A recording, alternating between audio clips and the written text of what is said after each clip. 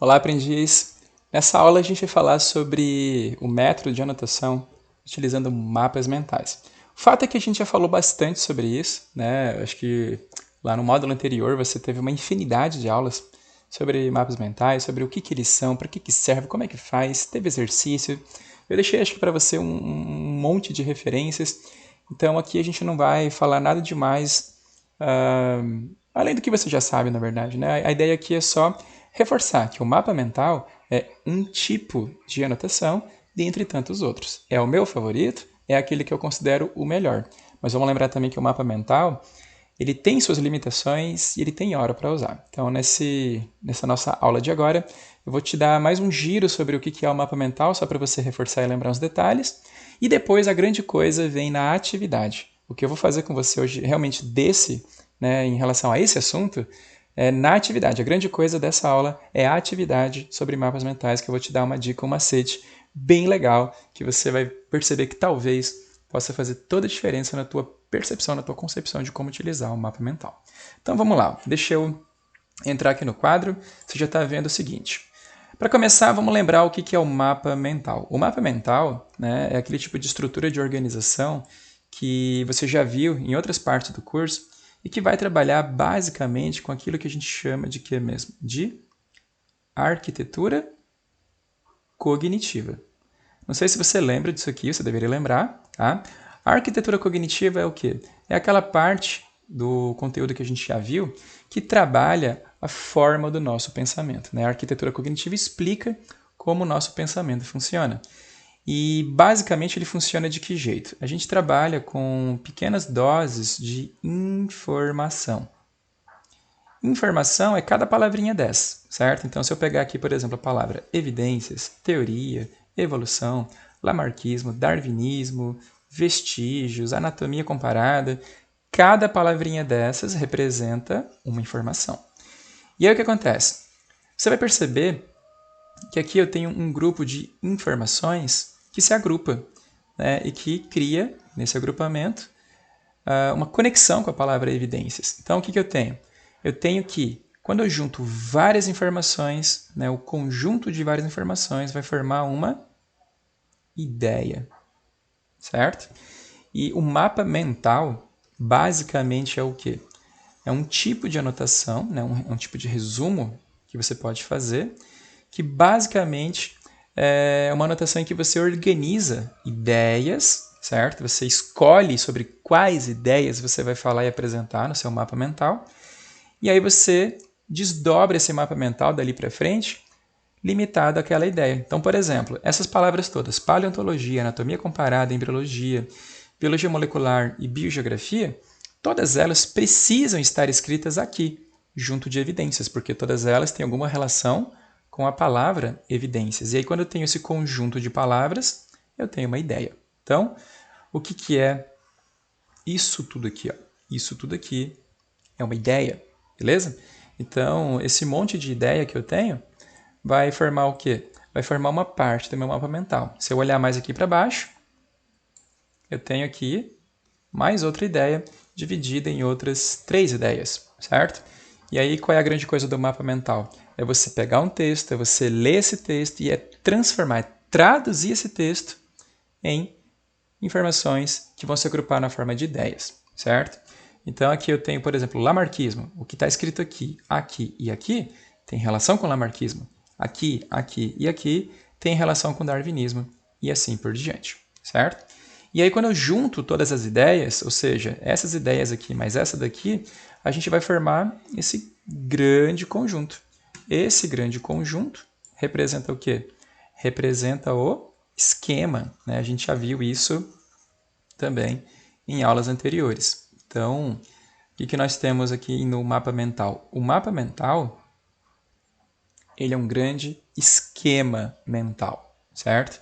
E esse esquema mental, né, esse grande esquema mental, é dividido em ideias, e cada ideia é dividido em informações. Então, o que o mapa mental faz? Ele organiza toda uma informação de uma forma mais visual, de uma forma conectada, de uma forma em que você relaciona informações, criando ideias, e depois você junta ideias para criar o grande esquema, tá? Então, basicamente foi isso que a gente já viu E eu só estou revisando aqui com você, tá? Então, se eu olhar para cá, deixa eu apagar aqui esses rabiscos. Se eu olhar para cá, o que eu tenho então? Eu tenho um mapa mental sobre evolução, que não é bem o mapa que você vai construir lá na tua atividade, né? Aquela atividade toca nesse assunto, é sobre evolução, mas não é especificamente sobre esse tópico. Vai ter alguma coisa outra aqui que você vai poder utilizar. E aí o que eu queria mostrar para você aqui, antes de encerrar só essa revisão, porque você já viu tudo sobre mapas mentais, né, em outros módulos, a ideia é mostrar que os mapas eles podem evoluir com o tempo, né? É legal você fazer mapa mental para quê? Né? Por que eu vou fazer mapa mental? Quando que eu vou fazer mapa mental? O mapa mental, ele geralmente você faz durante a aula, se você já tiver uma certa habilidade para isso, enquanto o professor vai falando, você pode já rabiscando o mapa mental, ou então você vai fazer ele bem direitinho, né? O melhor momento para fazer ele é depois de uma aula, é durante o teu estudo, onde você de fato vai ler o conteúdo. Então, na tua rotina de estudo, né, o que você vai fazer? Você vai fazer um mapa mental no momento que você realmente gastar algumas horas ali, né, se debruçando sobre o conteúdo de fato. Horas ou minutos, né? Vai depender, claro, da intensidade, né, que você precisa para estudar esse conteúdo. Mas o fato é, quando que você vai fazer mapa mental? Quando você vai ler o conteúdo de fato, né, quando você vai trabalhar o conteúdo de fato. E aí esse mapa mental aqui que você tem, digamos, ele seria um mapa mental de primeira produção. Para que ele vai servir? Ele vai servir para você como também uma ferramenta de revisão. Você vai ver isso, né? Todos os materiais que você produz na forma de resumos e anotações, lá na frente, eles vão virar um bom material de revisão que você pode ir atualizando. E esse que é o ponto legal aqui que eu queria mostrar para você. Repara, aqui eu tenho esse mapa mental, que seria, digamos, uma primeira passagem dele, uma primeira vez que eu fiz. Aí digamos que eu vou usando ele para fazer revisão, vou resolvendo exercícios, etc. Olha só o mesmo mapa mental. Esse mesmo mapa mental, depois que eu trabalhei ele, melhorei ele, eu posso colocar aqui adições, eu posso botar um pequeno lembrete, não tem problema nenhum você fazer isso na forma de texto. Eu posso, de repente, puxar ali umas setinhas, como essa e essa aqui, e colocar mais alguns detalhes sobre aquele tópico que eu já coloquei algo a respeito. Eu posso fazer todo o meu mapa mental numa única cor e colocar de vermelho ou de alguma outra cor que se destaque alguns detalhes e algumas atualizações. Então aqui também eu tenho atualizações nesse mapa. De repente, fazendo meu mapa, eu percebi ali um trecho de texto, um pedaço de texto que eu preciso registrar, que eu acho importante registrar. Então eu posso colocar aqui um pedacinho de texto e na medida que eu vou lendo, eu vou revisando, eu vou percebendo alguma coisa interessante no que eu estou lendo e estudando, eu posso fazer atualizações aqui, como por exemplo as datas de nascimento e morte dos autores citados. Aqui eu coloquei, por exemplo, um livro escrito pelo Charles Darwin e por aí vai. Então repara que o mapa ele foi crescendo, certo? Ele vai crescendo na medida em que você vai atualizando, em que você vai fazendo revisões, beleza? Então esse detalhe do mapa mental é uma coisa que eu queria chamar a tua atenção. Para que ele serve mesmo? Então, para você fazer aquele estudo quando é de fato o estudo mesmo. Lembra o que é o estudo mesmo que eu estou falando? Vamos ver se você lembra disso também. Você lembra da sequência acre de estudo? O que é a sequência acre? Sequência acre, a gente escreve assim, mas aí para tornar ela mais entendível, a gente escreve na verdade a ao quadrado, c, aí depois r ao cubo, depois vai e volta. O que significa isso aqui mesmo? Vamos reforçar bem rapidinho. Isso aqui é importante revisar, eu sei que você já viu, eu vou falar de novo porque é importante.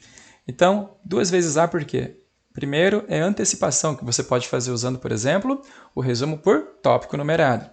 Aí depois você vai para a aula e na aula você leva o teu caderno. Teu caderno você vai fazer o que com ele? Você vai usar o tópico que você fez para trabalhar mais anotações, para fazer de repente uma síntese em 2 colunas, ou para já fazer o mapa mental, ou para fazer uso de alguma outra técnica. E aí você já tem isso, que seria o quê? Um resumo prévio no teu caderno. Aí você faz uma retomada do conteúdo no caderno na hora de estudar. Então aqui, esse R primeiro, ele representa o tal do estudo de verdade. Quando você vai estudar um assunto, depois de uma aula, por exemplo, você faz o que mesmo? Você faz uma retomada do conteúdo e dos conteúdos anteriores de forma muito breve para esquentar o cérebro e fazer conexões. Aí depois que você faz essa retomada, você lê o teu livro, o teu material e monta o teu resumo. É nessa hora aqui de montar esse resumo que você faz o mapa mental, certo? Aí depois, o que você vai fazer?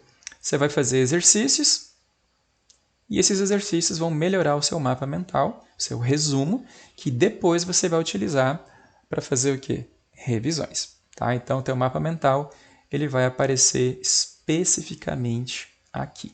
Tá bom? Então, o mapa mental que eu queria que você visse, né, só para a gente retomar esse assunto, era esse. Tá? Você já viu isso, eu só queria reforçar com você quando que você usa. Então, você vai usar nesse momento de construção de resumo e depois que teu mapa mental está pronto, claro, obviamente, você vai usar ele depois para fazer revisão, certo? Você também pode procurar na internet mapas mentais prontos, você vai encontrar muitos, inclusive, para quê? Para fazer antecipação. Né? Digamos que amanhã você tem uma aula, ou digamos que amanhã você vai estudar um PDF de um conteúdo lá que você acha que pode ser complicado, pode ser enrolado para você. O que você pode fazer primeiro? Você pode buscar no Google, né? Você pode buscar na internet um mapa mental pronto. Para quê? Para te guiar na tua leitura. Então você vai fazer o quê? Se você vai estudar um PDF, por exemplo, você antecipa essa leitura. Antes de fazer a leitura bruta, né, que vai levar talvez muitos minutos, algumas horas, você faz o quê? Você vai lá, pega o mapa mental pronto e usa ele como guia para fazer a tua leitura e daí fazer o quê? Melhorar o teu resumo. Tá? E aí, na hora de fazer o teu mapa mental, você pode fazer o quê? Você pode pegar o mapa mental que você viu na internet e melhorar ele, expandir ele ou repensar ele. Né? Porque a gente já falou disso também. Né? O mapa mental e qualquer resumo, na verdade, funciona melhor quando é você que faz. Tá? Então, dito isso, a gente tem aqui a ferramenta do mapa mental, que é uma das melhores, certo? Mas não é a única. E a grande coisa dessa aula, então, como eu te falei, é a atividade que você vai fazer. Então, para a gente trabalhar aqui, eu já vou falar logo, né, o que você vai fazer. Você vai basicamente ler aquele mesmo texto que você já leu sobre evolução e você vai criar o seu mapa mental, né, baseado naquele texto. Só que na hora de fazer a correção, né, na hora de fazer o teu gabarito, na hora de mostrar aqui a minha versão do mapa, eu vou te dar uma dica que talvez você já tenha percebido, mas só vou contar na próxima aula, tá bom? Então a gente se vê na próxima aula, eu vou só reforçar de novo com você lá qual vai ser a nossa atividade e já te faço, né, o passo a passo aqui com você para você fazer a correção do seu trabalho, tá bom? Te vejo lá.